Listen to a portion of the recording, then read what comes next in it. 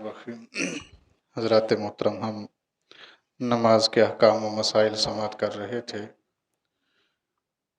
हमने सजदा तक नमाज मुकम्मल कर ली, यानी तकबीर तहरीमा से लेकर सजदा तक हमने नमाज को मुकम्मल कर लिया। अब हर रकत में यही सिलसिला रहेगा।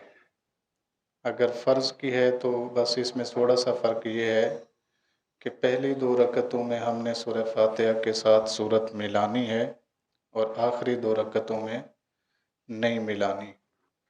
इसके साथ साथ एक मसला और भी समाअत फरमा लीजिए।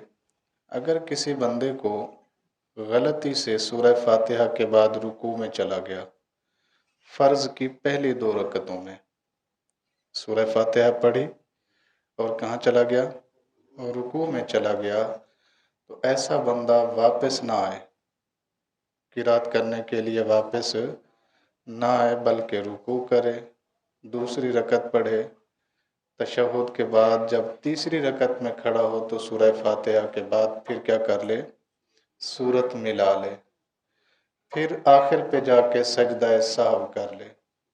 ये सजदा साहव क्यों करेगा? इसलिए कि फ़र्ज़ को देर हो गई है। ताख़ीर फ़र्ज़ पर क्या आता है? सजदा साहव आता है। अगर हम सुन्नत पढ़ रहे हैं या नफल पढ़ रहे हैं या फिर वितर पढ़ रहे हैं तो उसकी हर रकत में सूरह फातिहा के साथ सूरत वाजिब है। ये बात ज़हन में रखिएगा, फ़र्ज़ नहीं है। क्या है? वाजिब है पढ़ना। अगर 4 रकत वाली सुन्नत थी या 3 रकत वाले वितर थे और कहीं सूरह फातिहा के बाद आपसे क्या हो गया, रुकू हो गया, तो ऐसी सूरत में सजदा साहव से नमाज मुकम्मल हो जाएगी। किसमें? सुन्नत में, नफल में और वाजिब में। ये 3 नमाजें जितनी इनकी हर रकत में हमने क्या पढ़नी है? सूरह फातिहा के साथ सूरत पढ़नी है। अगर कहीं सूरह फातिहा के बाद आपसे रुकू हो जाए, पहली में हो जाए, दूसरी में हो जाए, तीसरी में हो जाए या फिर चौथी में जाके हो जाए, तो फिर क्या करना है? सजदा साहव करेंगे, नमाज मुकम्मल हो जाएगी। क्यों? इसलिए कि उसकी हर रकत में पढ़ना वाजिब है और फ़र्ज़ की 2 रकतों में चूँकि फ़र्ज़ है, इसलिए अगर यहाँ पर छूट गई तो तीसरी में या चौथी में हम उसको क्या करेंगे? पढ़ लेंगे। छोड़े बगैर नमाज नहीं होगी, यानी हमने छोड़ दी तो नमाज सरे से होगी ही नहीं। अलबत्ता हमसे रह गई पहली रकत में या दूसरी में, तो फिर हम उसको तीसरी में या चौथी में जाके पढ़ लेंगे और साथ में सजदा साहव भी करेंगे, तो नमाज हमारी क्या हो जाएगी? मुकम्मल हो जाएगी। इसके साथ साथ हमने सजदे के बाद 2 रकतें हैं तो सेम ऐसे पूरी करनी है। फिर हमने क्या बैठना है? तशहुद बैठना है। अगर तो हम 4 रकत वाली या 3 रकत वाली नमाज पढ़ रहे हैं तो 2 रकत के बाद जो हम सजदा बैठेंगे, इसको कूद कहते हैं, कादा ऊला कहते हैं इसको। तो ये कादा ऊला वाजिब है 4 रकत वाली में या फिर 3 रकत वाली नमाज में। ये जो हम पहला कादा बैठते हैं, ये क्या है? बैठना वाजिब है, इसमें पढ़ना सुन्नत है। बैठना क्या है? वाजिब है और पढ़ना सुन्नत है। अब इसमें भी एक मसला समझ लीजिए। 2 रकत के बाद बंदे ने बैठना था और क्या हो गया? तीसरी के लिए खड़ा हो गया, तो बैठना उससे क्या हो गया है? छूट गया है गलती से। तो अगर वो खड़ा हो गया है तो फिर वापस ना आए। खड़ा हो गया है तो फिर वापस ना आए, बल्कि क्या करे? तीसरी भी पढ़े और या चौथी तो चौथी भी क्या कर ले? पढ़ ले। आखिर पे आके सजदा साहव करेगा तो नमाज क्या हो जाएगी? मुकम्मल हो जाएगी। लेकिन अल्लाह अकबर, अगर वो बैठने के करीब है तो फिर लाजिम है कि बैठ जाए।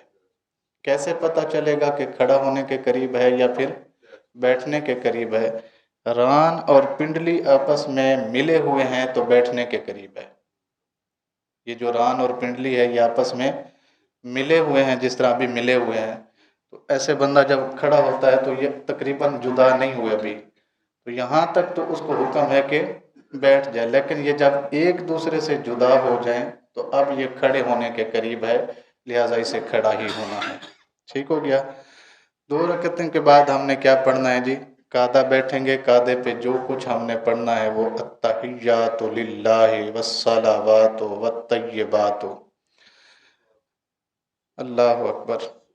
तहियत आपने कभी सुना है? नमाज पढ़ने के लिए जो बंदा आता है, हमारे बुजुर्ग पढ़ते थे, हमारे अंदर तो खैर नमाज ही पूरी नहीं है, हमने क्या तकवा और तहारत इख्तियार करना है।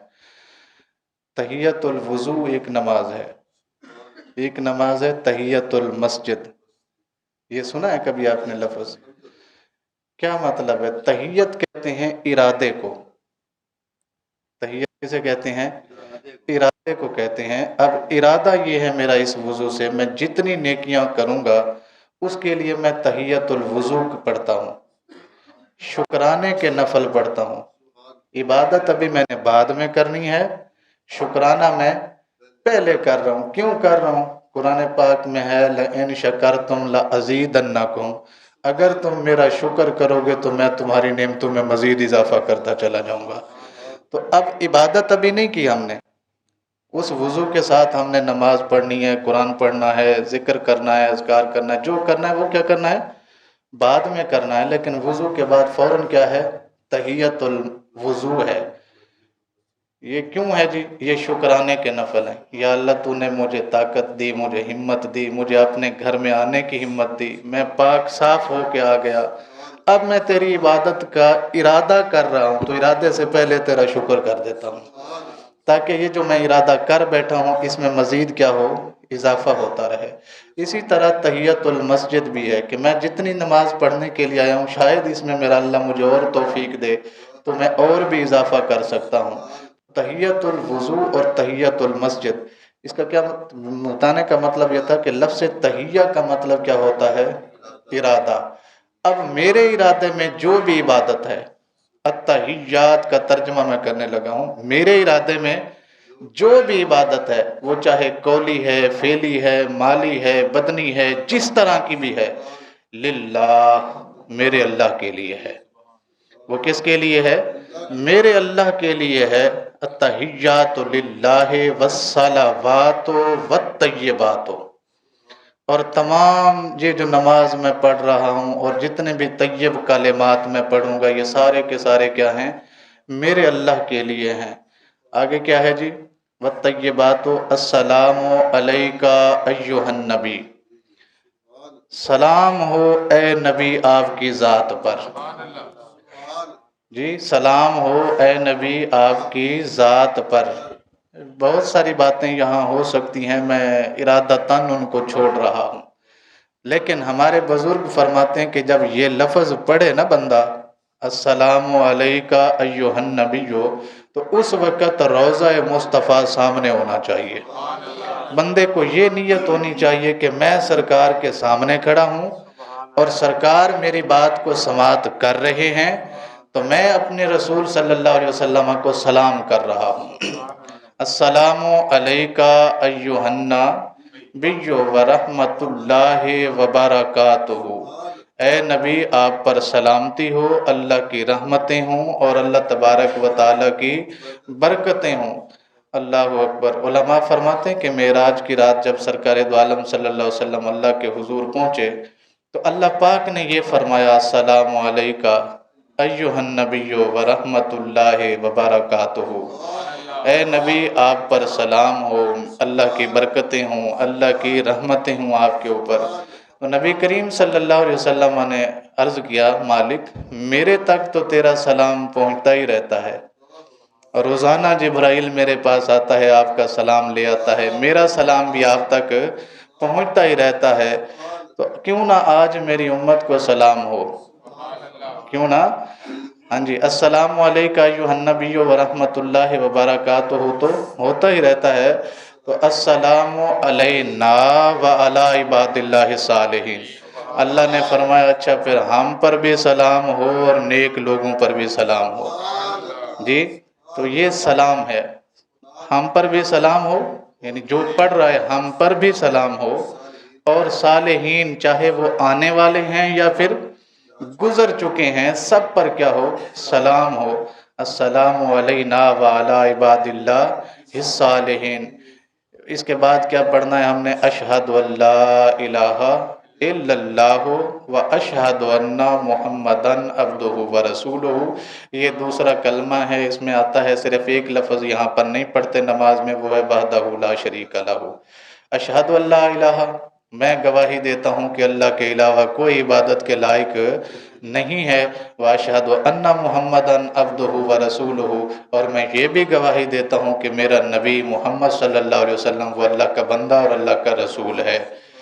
तो हमने पहले कादे में, जिसको हम कादा ऊला कह रहे थे, यहाँ तक पढ़ने के बाद क्या हो जाना है? फिर खड़े हो जाना है तीसरी रकत के लिए। अल्लाह ताला हम सबको अहकाम शरअ समझने और उस पर अमल की तौफीक अता फरमाए। इंशाअल्लाह अज़ीज़ बकिया कल से यहाँ से शुरू करेंगे।